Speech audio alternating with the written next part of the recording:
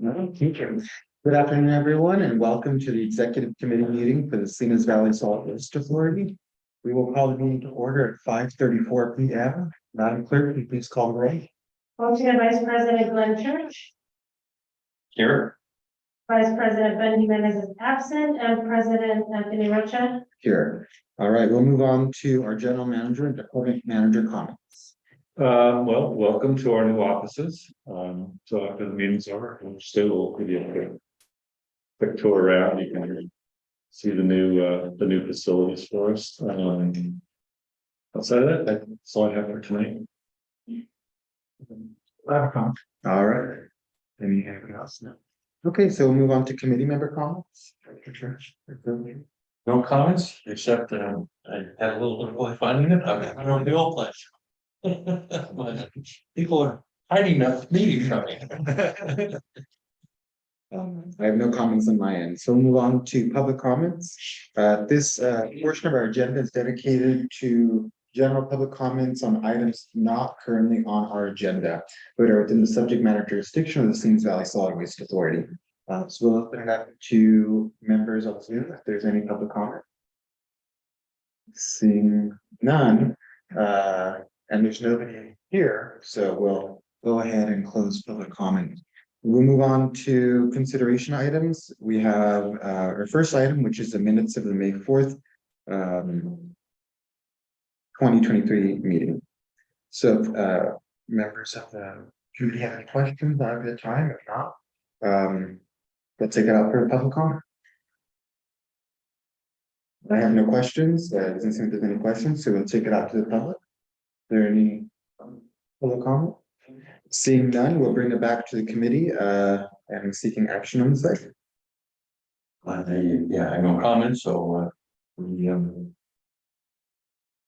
this is just to receive report. Do we need to have a motion? Yeah, it's a consideration. So move the item and I'll second it. Okay, so we've already gone out for public comment. It's been moved by alternate vice president Church and seconded by myself. So we'll call for all those in favor, say aye. Aye. Aye. We'll move on to our May 2023 claims and financial reports. Ray Hendrick. Okay, so at the end of May, we were at 22.9 million in revenue, just under the full budget that amounted to 76.5%. Tonnage for May and June actually increased a little. We had been down 4.1% as of April. At the end of May, we were year to date down 2.6 year over year. So I mentioned throughout the year we budgeted for an 8% decrease. So at the end of May, we were in extremely good shape to meet our revenue budget, and the expenditures are all in line where they were last year. Percentage wise a little higher, but still well in line to meet the budget expenditures. Unless there's any specific questions, superseded by the next item. So Yeah, I have no questions on it. Yeah. no questions. Okay, we'll take it out to the public. If there are members of the public would like to comment on this item. Seeing no members of the public, we'll bring it back and I'll move the item for approval, recommended approval to the board. So, yeah, all right, so moved and seconded, and we'll call for a voice vote. All those in favor? Aye. Aye. We'll go on to June 2023 claims and financial reports. Okay, so as I mentioned, this supersedes the one just in the week in July. So at June 30th, we were at the time of the report, most revenues were recorded still paying invoices for last year. So the expenditures will still accruing as part of the year-end audit process. So we were 1.5 million over our budget of revenue. 600,000 of it was due to some street being open longer than originally budgeted for.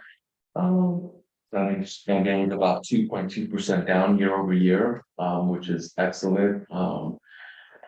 6,000 of that did come from Sunstreet, but still at about 222,000. So even discounting Sunstreet, we're about 6,000 over our budget amount for solid waste tonnage. So which is good. So the dip wasn't quite as bad as we anticipated, and I thought we were being concerning what that did want to honestly times maybe worse. So that's good news on a revenue standpoint. Self-haul at Johnson Canyon for the year is up 40% year over year.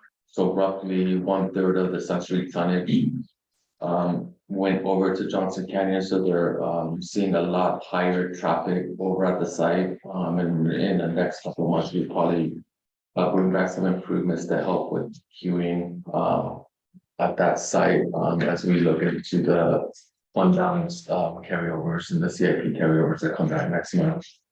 Expenditure wise, we're at 95% of the budget spent with a little over $1 million. We did run this report a little later. So we are close to paying bills. We don't have $1 million worth of bills left, so we're in good shape to meet our operating budget. And staff is currently have 2 more weeks of invoices to pay, and then we'll start closing up the books so we can try to stay on track with the audit done in October. Thank you. I have no questions. Director, do you have any questions? No question at all. Take some next. Would you like to make a motion? A motion, I'll second it. We'll take it out to the public. If there are any members would like to comment on the side. Seeing none, it's been moved and seconded, so I'll call for a voice vote. All those in favor? All right, move on to June quarterly investments report. Just a quick verbal report. This typically goes directly to the board. Our financial policies direct us to send it to the first possible meeting. That being in July is the only reason it's coming to the EC, because this is the first meeting that we're having. We have plenty of liquidity to pay our bills for the next 3 months. Our money is invested in LAIF, which at the end of June was earning 3.2%, which is actually some investment earnings. So we will be seeing some investment earnings in next year. And then the Rabobank Prima account is actually, as of July, now giving us 3.5%. So moderate returns, but money's extremely safe.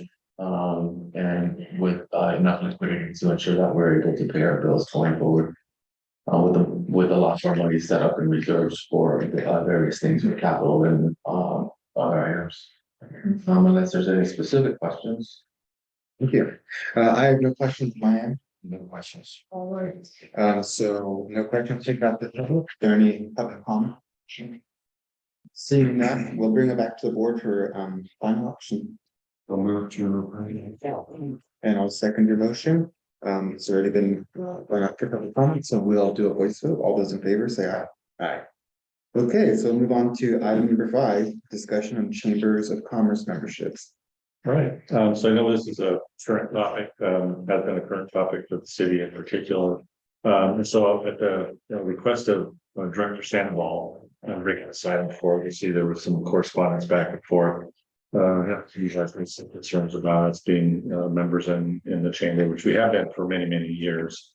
Our role of the chamber has always been as an outreach tool, right? So I hadn't been real active in the last couple of years, but prior to that, we've been participating in the Government Relations Committee, providing information on census-related programs. The staff's going to be doing a presentation next week on SB 1383.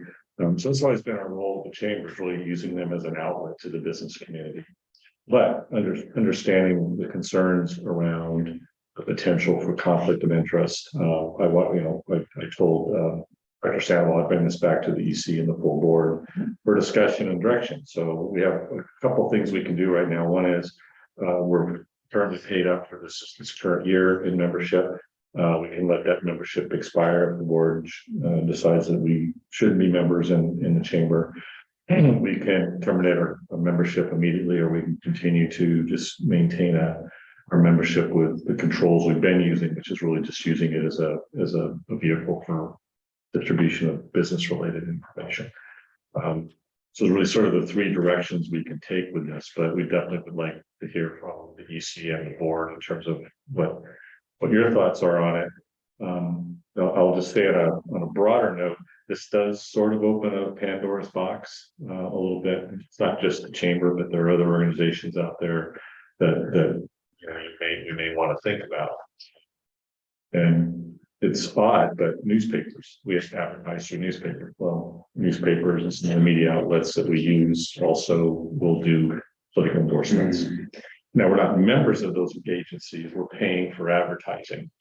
So maybe a little bit of a different approach there than membership, which actually goes to general funds of the chamber or other organizations. But I think it would open up a bigger discussion of looking at everything we're a member in, to make sure that there's not a potential for conflict of interest, because even larger organizations, League of California Cities and CSAC and CIAC and some of those organizations, they don't do candidate work, but they do lobbying, right? They do also do lobbying on behalf of member constituents, whether it's a city, a county, special district, those kind of things. There's that rise that. So I've had some discussions with general counsel about this, and sort of feel like this is probably a one-off issue with the chamber here, our chamber, but we definitely want to hear what you have to say about it. So first I'm gonna start off with questions and then we'll come back for comments. Second round. Questions. Good.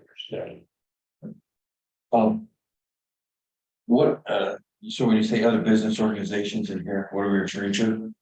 Well, there's professional organizations that we're all members of. Typically, they don't do candidate endorsements, but they do lobbying. It's a lot of the organizations that we're all members. But they don't lobby us. They lobby on our behalf, just like. But the chambers of commerce will lobby us, though. But at least the board of supervisors, they lobby. Yeah, they don't lobby us. Okay. So you're saying other business organizations, could you give me some examples of private business organizations that we're members of? Solid Waste Association of North America, I'm a board member for a local chapter. There's California Resource Recovery Association, Association of Environment. These are professional organizations. Right. Yeah. Yeah. We've been members. We aren't currently, but we've been members of the local cannabis association when cannabis was first, coming into making here in the county, mostly because we wanted to get into the front end of the waste management side of that. Since I think I've let that membership expire. So our involvement with these local organizations and chambers, then in terms of using outreach on these, what are we able to do? How are we able to reach out to them as a member that we can't as a non-member? Yeah, we don't have to be a member to do that. I mean, we can go in and do presentations like we're doing next week, where we're sponsoring a lunch and learn. We go in, they do the outreach, the blast. We sponsor the meal, which is usually just sandwiches and things.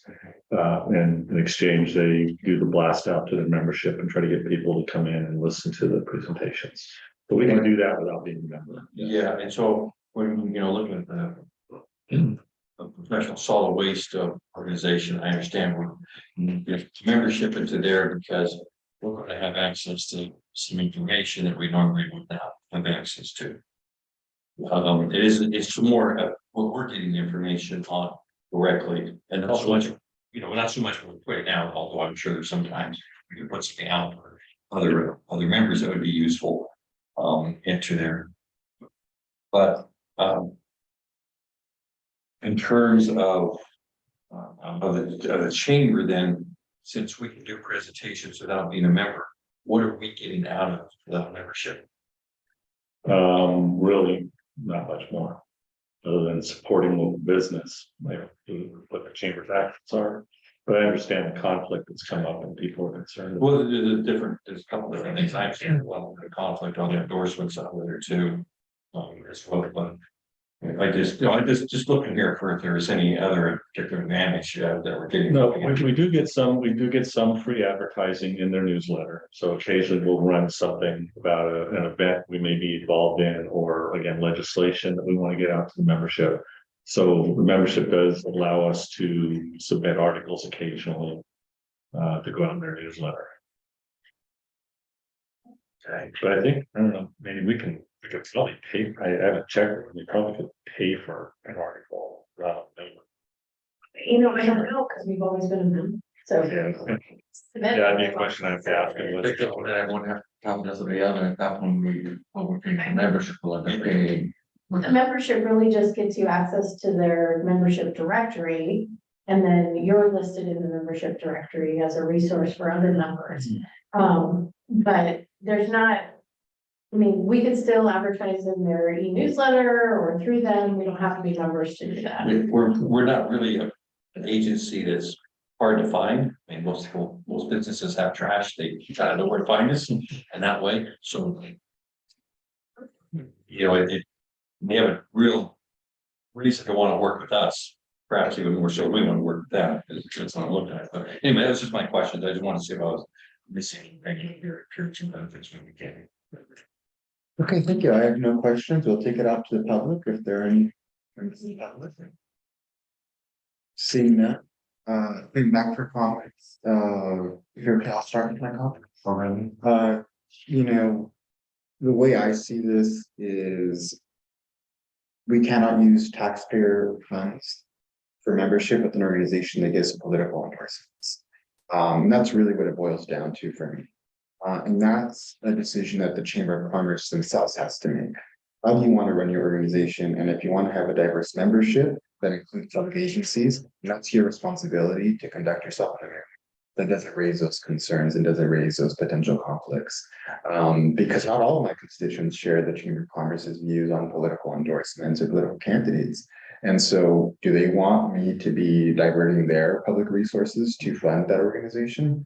I don't think all of my constituents do. And so that's one part of it. The second part of it is just from a matter of ethics and public resource and how those funds are used. I don't think it's appropriate to use those funds, like I said, to an organization that makes political endorsements. I think advertisement in a newspaper is very different because you are paying for an advertisement within you're essentially paying for a service, right? You're not paying a membership. Those are two different things. In terms of our membership with organizations that do lobbying on behalf of solid waste authorities, I think that's appropriate because we're a member to an organization that's lobbying on our interests as a solid waste authority. So that's very different set of issues than someone who's advocating for the election of a specific candidate. And so I'm comfortable with our membership in organizations that advocate for the interests of their members as public entities. Like CSAC, they are advocating for counties, League of Cities advocating for cities. They're not endorsing specific candidates. And actually, when they take positions on issues, it's issues that have been voted on by their general membership they want to pursue. I've been a delegate to the League of Cities, and we voted to say, yes, we want to be on record that this is what we believe. And they're very contentious discussions. And, you know, as you're there for the conference, we'll come up to you, we really need a vote for you to say to do this, whatever, right? So it's more democratic in that sense. So I would support the termination of our membership, but also for it to be communicated that it doesn't have to be like this forever. It's really a matter of how you decide to run your organization. And if you decide to conduct yourself in a manner where you're really being intentional with the activities you choose to engage in an effort to have a diverse membership, then we're more than happy to rejoin if you stop making political endorsements, because really that's what it comes down to is how are we using taxpayer dollars? It has nothing to do with the chamber itself, rather the manner in which they choose to use their memberships funds. I'll also say this has been a long-standing discussion that's happened since 2018. So when I was in school, we were having these conversations because the school district decided to make a project labor agreement for the construction of Rancho San Juan High School. And the Salinas Valley Chamber of Commerce decided to put out, and I wasn't in school at the time when this happened, but they decided to put a newsletter out to their members where they had the pictures of all the school board members that voted in support of the project labor agreement and said these people decided to go against business interests. They decided to side with unions. Well, the Salinas Union High School District was a member of the Chamber of Commerce. And you're putting out a flyer essentially, you know, calling out your own members and trashing them to your membership. That's not appropriate conduct. And so, and I wouldn't say that my constituents are in favor of membership with any organization that takes really strong anti-union stances. So I think my constituents would rather their funds not be used for any of that kind of advocacy. And similarly, before I was on city council, the Chamber of Commerce would do various editorials on how much firefighters were paid and how much their pensions were and so forth. So it's been a long history of various behaviors, strategies, campaigns they've taken that have resulted in this polarization of how people view a membership of the Chamber of Commerce. And so I really need to reflect on that. And so that's why I would support termination of our membership with them based on those things that I've outlined. Director Church. Sure, I guess I actually have one other question here to follow up first on, and that would be, has a chamber ever come before any of our meetings on any matters to express themselves? Not that I recall, no. Yes, part on to that, I guess for me, while there is consideration also with the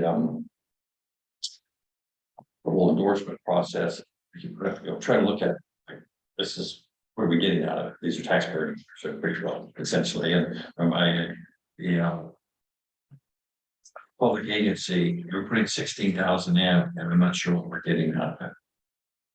Well, that's 16,000. That's all together, okay, sure. It's all of our professional organizations. Sure, so, I mean, I think a professional organization, we're putting it in, we're getting something out of this as well, there's a benefit. I think it's 5,000 to the chamber. If 5,000 for the chamber. 2,500 something like, well, it doesn't matter, whatever it is. We're putting it into the chamber. I mean, there's other organizations out here too, there's other chambers. We put it into which chamber are we talking, which chambers are we talking about here? I think right now we're just members of King City. I don't think we're members of King City right now. We have it in the past. So I think it's just. Valley Chamber, Yeah. Or we are members of the Soledad Chamber because we have to be in order to use the billboard that they have. On 101. But I don't think they do endorsements. That's all. I don't think they're super active anymore. Besides the bill. I'm trying to get a grasp of this, so Soledad Chamber of Commerce owns a billboard. Correct. And whether that's put up something in their billboard, We share a third of it. We have to pay for that third of it, but in order to be on the billboard, we also have to be a member and pay the membership too. So we're, part of what I look at here too is, so we're a member of some chambers and some chambers we are. Right. Which, that in itself is a little bit, for me, is why we select some and not others, and I'm not saying, it's just this organization, there's others, agencies that's counting on the same way. And we're, there's other organizations out here too as well. There's other organizations from, chamber here, not necessarily, I don't know if we're affiliate or is memberships and labor, but that would be something, or there's other groups, there's community associations, for example, which obviously have to deal with litter or issues regarding refuse in some way. So, there's a whole range of different organizations we could be looking at, environmental groups or anything like that, that are wanting something cleaned up that we're not members of. And I guess it's partly with that is that it's hard to put together a clear, fair policy as a public agency, which we should be treating everyone equally in the same. It becomes really difficult to do in this particular situation. So, from my perspective, if putting something in, we're not really getting anything special out of here than we would necessarily have some of the billboard, perhaps. And we're not getting as a member, but as a general rule, we're not getting anything. So my inclination is not to support something like this, but I would not be willing to, I don't know if we're looking to make a recommendation. I don't think we should be doing that. I think we should just be passing it on to the board itself. feel like this is an issue that really needs to be decided by the large body. I'm not, supporting myself, but I just think we should be doing some for larger decisions. Well, the executive committee doesn't make the final decision. I understand that, we would be potentially making a recommendation, I mean, That's the purpose of the executive. yeah, but I'm not in favor of making a recommendation at all, is my point. The executive committee can make a recommendation, and recommendation can be to pass it forward.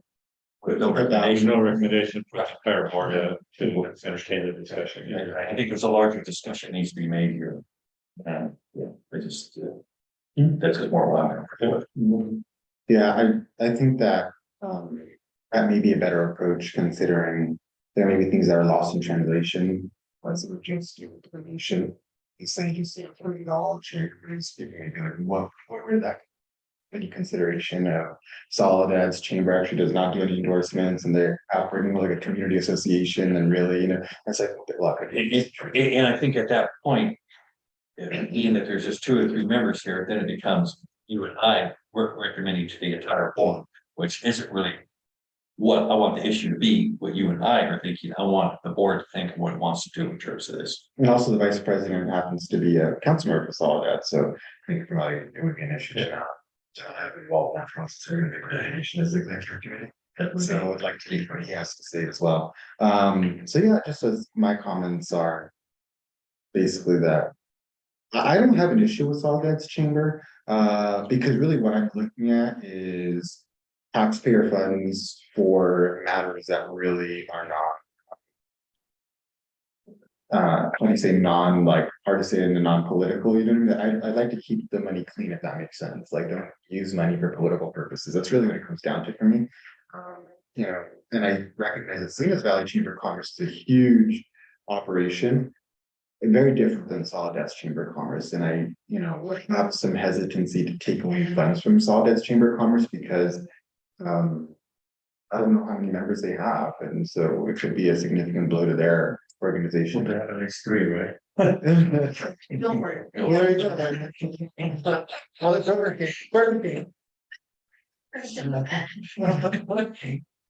Yeah. No, I think the point for a reason I'm looking for this is really establishing the guidelines. So that going forward for any organization that we're a member of or choose to be a member of down the road, we have sort of guidance from the board. And I hate you completely. I think the guideline is simply, we have to ask anybody we're going to be a member of, do you do candidate endorsements? Do you endorse candidates? Do you use membership money for that? And if the answer is no, then it's like, great, okay, then we can weigh the other benefits of being in your organization and decide to join. If you say, yes, we do, then it's like, thank you. And I mean, the question, and I mean, being a minority on the whole board onto this is really just what is the range we're looking at for membership? What are we trying to achieve out of this membership? And how are we, trying to outreach or what? So we should stop, we just look at Chamber of Commerce's and nothing else. Reason for that, because it's business. But business isn't the only one that has refuse. So that's what. Garbage, yeah. So, we're the only ones that, they're not the only ones. There's a lot of entities out there. There's a lot of the residences, and for example, and so why are we focusing on this? This is just, it's a philosophical issue, I think, as you pointed. But it's not refuse, right? Our public outreach is for recycling. Well, recycling too, right? Yeah, sure. The people that garbage will find us. That's true, but we do deal. Yeah. We do with the whole range, it all comes together. And so we're recycling. So but that's a good point. It is just businesses that need recycling. We're talking about individuals into here. You can. You start opening up into there. What are you looking at? And there's a lot of groups around, a lot of social groups around. It just gets big, we do need to narrow it down to know what we're talking about. I feel uncomfortable with just. It's like we're doing sort of with chambers, we pick some chambers, but not other chambers. I don't know if we ever have outreach to some of the other chambers. Yeah, well, good thing that recommendation, not to give recommendation, probably wouldn't have consensus either way. Yeah, that's At this point, I think the Salinas Valley Chamber is the only one that we know of that does can endorsements. Most of the rest of them are professional. We all participate because it's professional development, it's exchange of ideas. I mean, that benefits the agency for us to be in those groups that are like-minded, doing the same thing in other jurisdictions. They offer training, so those things I'm not worried about, because I don't do endorsements. We may do lobbying on behalf of our industry through the group, but we don't do, there's no candidacy work. Because they're mostly government agencies like us. We're getting, yeah, that's exactly it. We're not so much in private, although I guess there might be some private in some of these, but there's a specific benefit we're getting from how we operate, which I think is what separates this. Well, I think what you're getting at is the difference between professional membership and just general membership to organizations, right? Or is it really within your scope of what you do as an organization? Yeah, that makes sense. Okay, so I think that that's the route that I would take, is to not proceed with any formal recommendations. Full board discussion. Yeah. That's it. Okay, so now move on to North Monterey County Public Transportation Concept. And we need to do a motion on that, if it goes to full board discussion. Recommend. It could be by consensus. So if you want to do, Roy, do we have to do a motion to have no recommendation? It's not no. No. Effectively, no action is no recommendation, so you can do it by motion or kind of just let it lie. But if you want to refer it to the full board for consideration, you should, for clarity of the record, do that by motion. So then I would move if we refer this to the full board consideration. I'll second that motion. I believe we're gone out for public comment, so we'll do a voice vote. All those in favor, say aye. Aye. Okay, so now move on to item number 6, North County Public Transportation Concept. Okay, can you bring up the drawing, please? That's good. So, Vice President Church and I have been talking, he raised this issue with us, and it sort of came out of a whole broader discussion regarding litter and illegal dumping, and particularly how it's impacting the county. I think probably disproportionately over other areas in the county.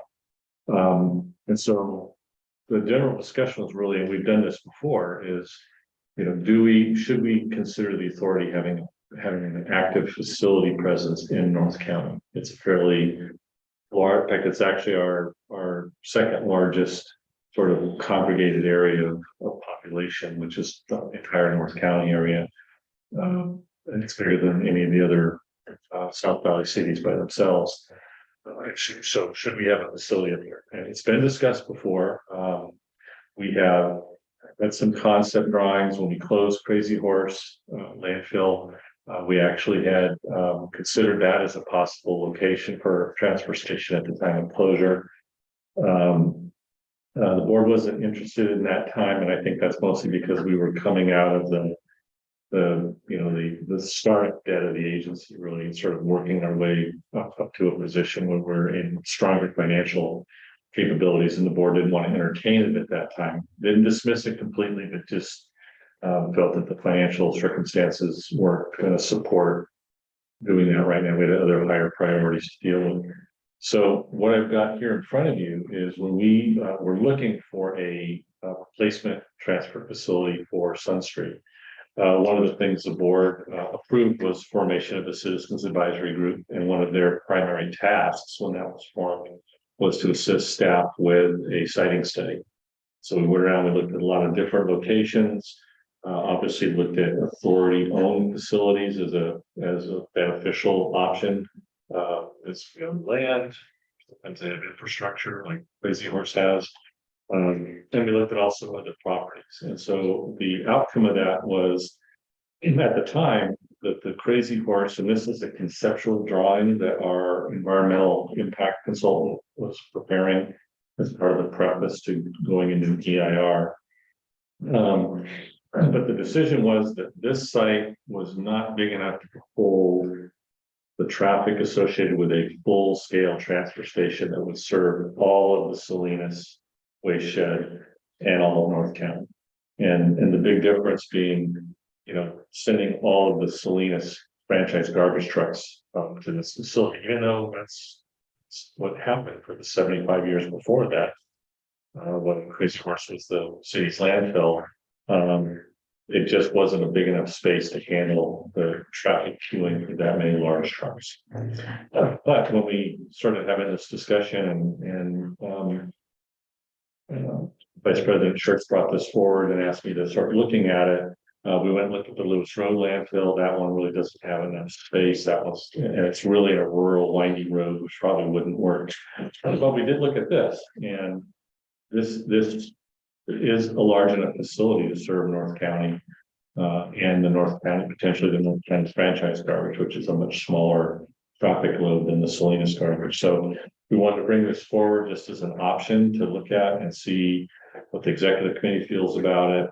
Should we take this forward to the board for a broader discussion about at least starting the first steps of looking at this as a potential public facility primarily, but also it could handle the North County garbage franchise garbage, or that can continue to go down to Madison Lane. That would be sort of a side discussion, but as a public facility, absolutely there's enough room up there to do this. And you can see again, this is about the only usable space we have at the entrance. In terms of cost, I know people will ask about cost, and I'll give you some off the cuff costs. We look at this as being something that's probably similar in scope and size and operation to what we have at Cologne Road. In terms of the size of the facility. So, we'd probably be looking at somewhere around $1.5 million of development costs, because some of the infrastructure is there already. Scale house, pits for scales, fresh asphalt. There's that site has some of the built-in infrastructure already. It's really just putting in a building, again, tensile fabric buildings like we're using at Cologne and we've used at Johnson Canyon are fairly quick, easy, low cost to build, serve that kind of a purpose. And so that would be the capital investment, and then the operational costs we have at Cologne Road, probably just a little over $1 million a year in operational costs. So that would be the ongoing annualized cost.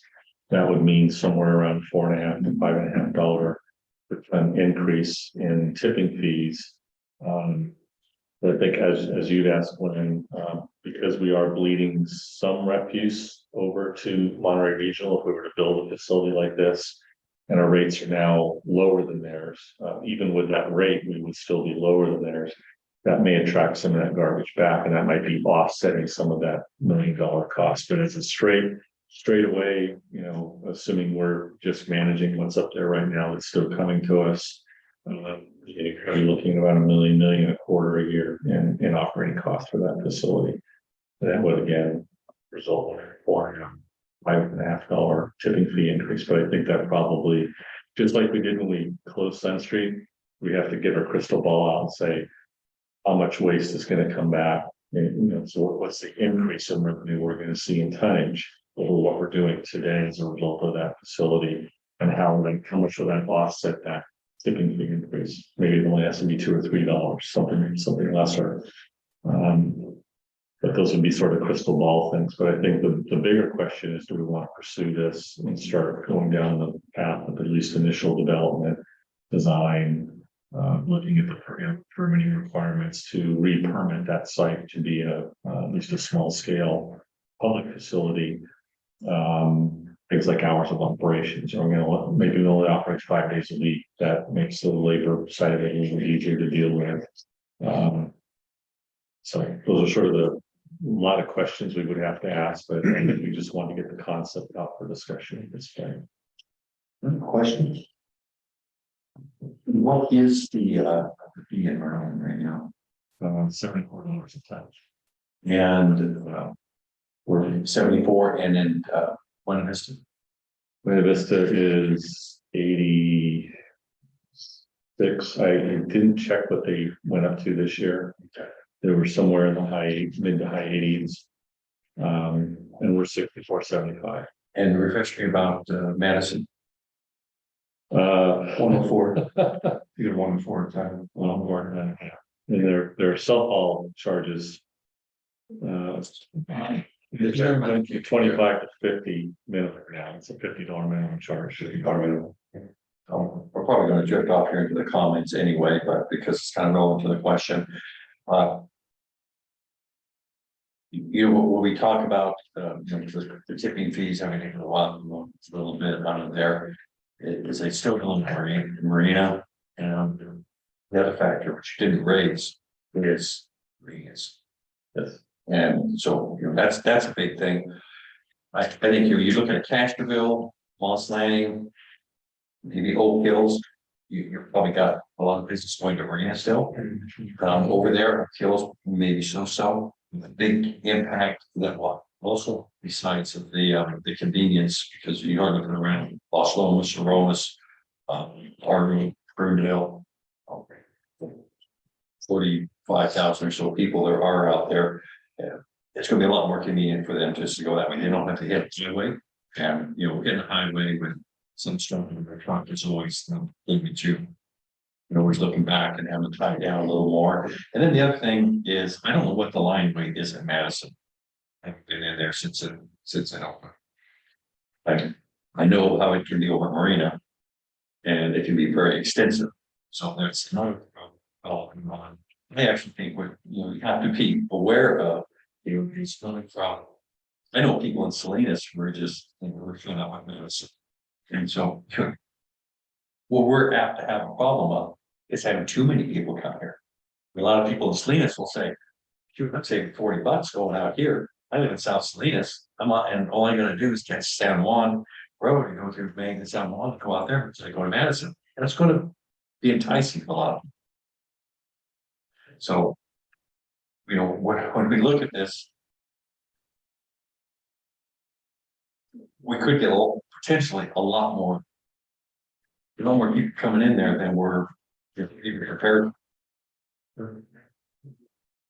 That shows some part of the need. I do think it would play a huge role in terms of some of the dumping that goes on. There's a lot of things, mattresses, which a lot of people know you don't have to pay for that, but it is a difficulty for a lot of people to take them into Salinas or into Marina. And if they can just run up there to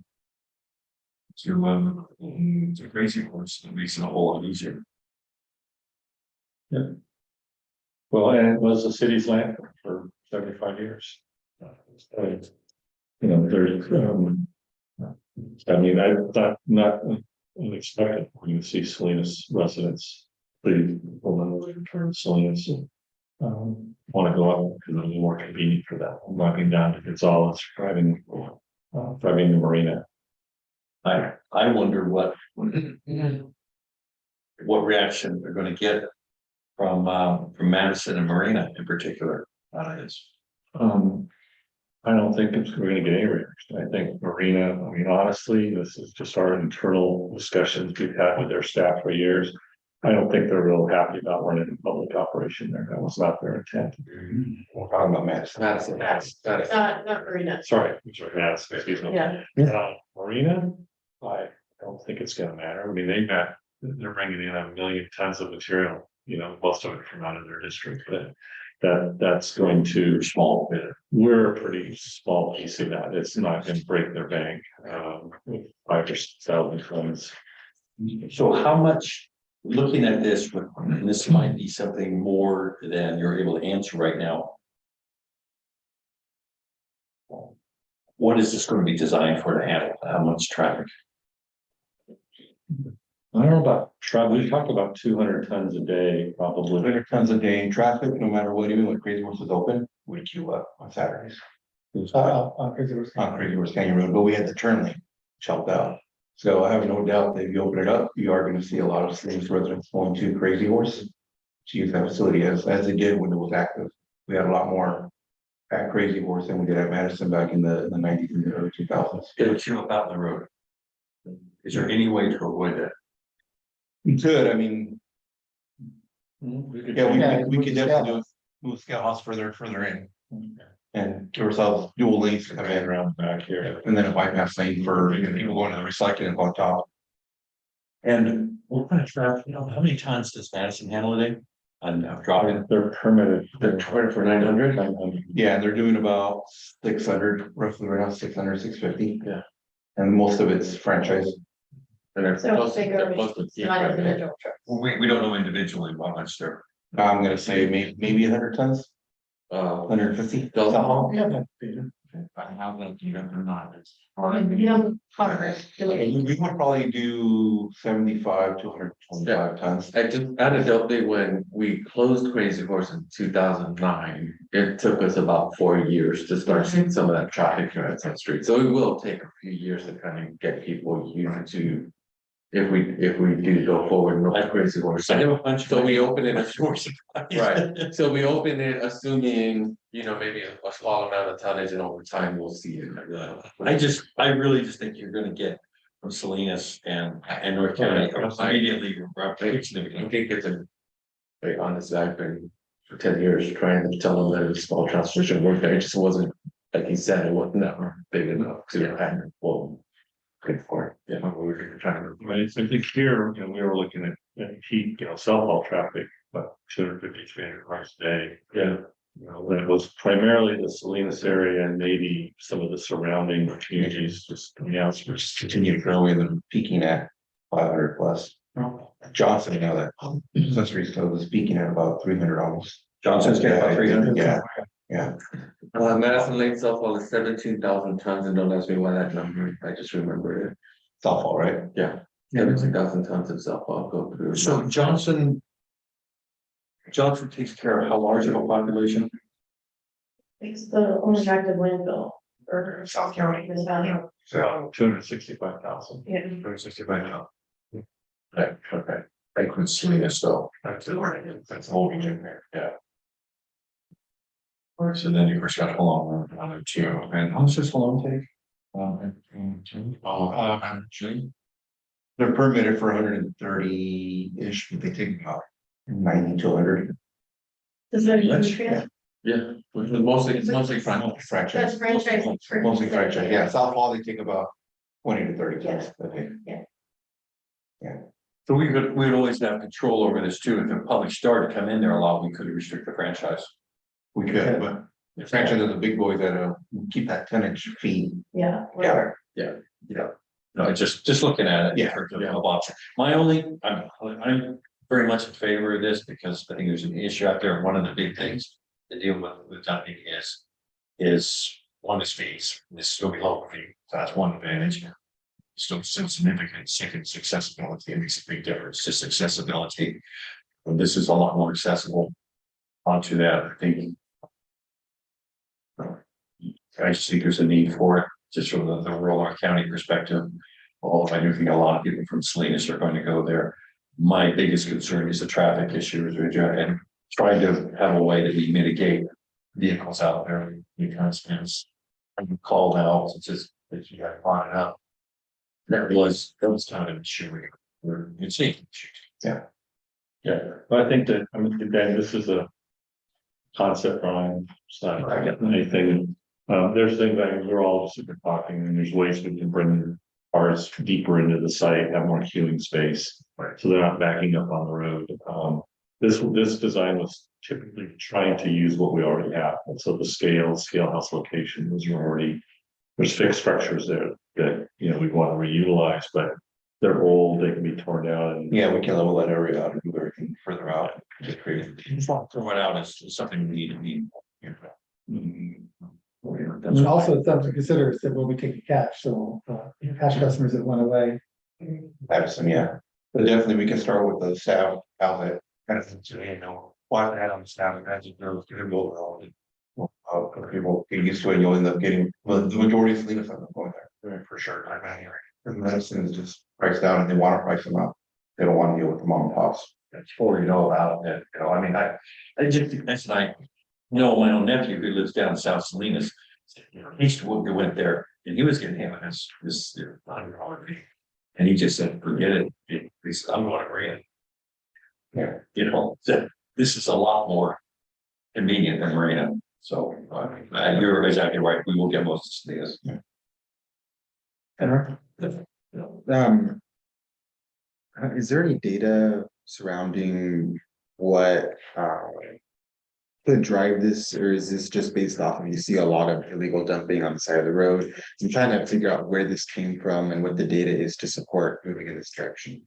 No, there isn't really a lot of hard data. It's it's anecdotally. I mean, obviously, the legal dumping is an issue. Part of it's always been the reason we've had this in front of the authority really since the day we were formed, is having something in North County. We had North County facilities, we had Crazy Horse, we had Lewis Road. Those were serving a fairly large population base. And when we ended up closing those because the authority was, trying to consolidate and be more cost effective, what ended up happening was all those services in North County disappeared. And so the end result has been, there's been more illegal dumping up there. That customer base has farther to go to get any kind of service. You have to go to Marina, they have to drive to Salinas, and now the Salinas facility that's available is, for the most part, pricing a lot of the people out of using that site. The lines aren't real long there any longer. They were really bad at the beginning. Their minimum charge is $25 a ton. Now it's 50. So it's pushing people away. So I think, this is really just the reaction here. I think is not just about illegal dumping. It's about making sure we're continuing to provide fair, equitable service across the entire area. We've got South County covered, we've got Mid County covered. Salinas is covered, but it's the pricing, because it's now a merchant facility. That we have no control over, you have no control. They can charge what they want, and that's really what we do. The customers aren't happy. We get constant phone calls. We just recently fixed that problem because they weren't answering their phones. And we finally got them to give us numbers of direct lines of people that can answer those questions when people have complaints coming to us. So now they're handling those calls, and they're we probably should be getting that feedback directly now instead of going through us. It's a third party. So this offers an opportunity to expand our services and to really serve that part of the service area. Okay, and those are all my questions. We'll take it out to the public if there's any public comment. Seeing none, we'll bring it back to the committee for final thoughts and direction. Yeah, meet all my comments, frankly, and onto there, I'm in support of it. I mean, this would be. I would make a motion to support this, pass it on to the full board. So I like what I'm hearing so far. I think that there is a need to have more equitable service for the entire county. I'm just struggling with the fact that there's no data to really support moving in this direction. I spoke to our city staff, and they were really caught off guard by this, didn't really know what to tell me. And so I don't have enough data or anything really concrete to support moving in that direction. But I do have a lot of interest in studying it more, having more conversations. I think that it could actually really solve a lot of issues for the pricing being one of them, and the dumping. So I would ask if you would amend your motion to say to pass it on to the full board for discussion. Well, I think the recommendation, which was was to consider this draft concept. So that's really what we're doing, is passing it. We're not saying to approve this. I'm obviously not saying that either. I mean, there's things that have worked out, but this is a draft plan that we're passing on for consideration. I would be comfortable if it was just moved for discussion, not the recommending the plan that's before us. The recommendation is to move to the board for consideration, which is discussion. Well, when you say consideration, are you talking about a vote at the meeting? Or you're talking about discussion? Just consider it's just a little option. That's what your recommendation is basically here, is what you're asking, I believe, is, am I correct? Yeah. Yeah. Well, To the board for discussion, Yeah. which is fine. would you make a motion to the board for discussion? Sure, I believe that's what the recommendation is, but I'd be happy to clarify that. So there is a motion on the floor to move this to the full board for discussion, and I'll second that motion. And we'll call for a voice vote. All those in favor? Aye. Thank you. So now we're on future agenda items. All right.